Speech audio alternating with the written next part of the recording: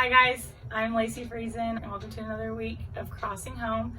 Hopefully what I have to say today will bring you just a little bit of encouragement. So if you're an athlete or if you're a coach, then you're definitely competitive and you have that spark behind you. Matt's definitely the calm spark on our team, and I am the bright, blazing spark that maybe shoots off a little bit too fast sometimes. But we like to joke that sometimes when you're acting Christ-like, you keep in mind that Christ flipped tables when he got really passionate, really heartbroken about something. So we laugh about that, and I say I'm just the table flipping kind. And I think about that, and I think, when has a time in my life that Christ has flipped a table for me?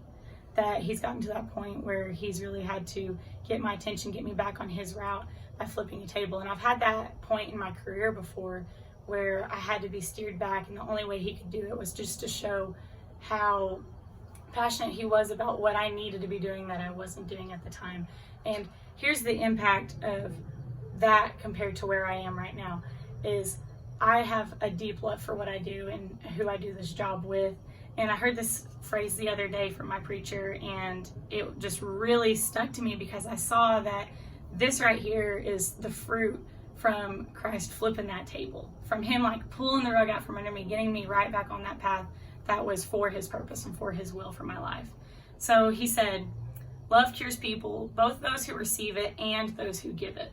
And that just really touched my heart, because whenever you love what you do, whenever you give love, you're not only finding something for them to look forward to, but you're also finding your purpose. You're fulfilling the law that Christ has put out there to love your neighbor, and it really makes that come to life. So there's 3 things that happen whenever you give love to others. The first thing is you find yourself living a life that makes sense. I knew I always wanted to coach. I knew I always wanted to do this job, but I was in a hard path, and whenever I got this life change that Jesus brought to me, this just makes sense. Everything that I do, every time I come into the school building and teach, every time I go out on the field and I coach, it just makes sense why I was put there and why I was put with those kids. The second thing is you begin to experience stability in your Christian walk. Whenever you give love and you give love consistently, you experience that stability and that faith in Jesus Christ, dealing with him and talking with him on a daily basis, and then that leads to how you deal with others as well. And then the third thing is you help others experience a connection with God. So love your neighbor as yourself. That's the only way to truly show God's presence in everything that you do, is just to show love. And whenever you do that in hard situations, then you're going to be able to give a connection, your connection with God, and make that connection with others with God as well, and just be able to speak that light. So being able to show love for what you do, it takes investment and it takes a lot of work sometimes, but you realize that that is truly what God wants us to do. He wants us to show love no matter what we do, no matter what the circumstance is.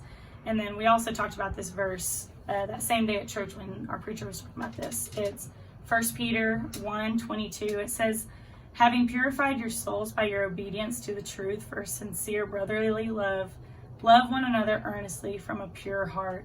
So if you are doing what you want to be doing, not finding fulfillment in it, maybe reassess your heart. Is it pure? Are you doing it out of love, or are you doing it out of other reasons? Maybe you feel obligated to do it.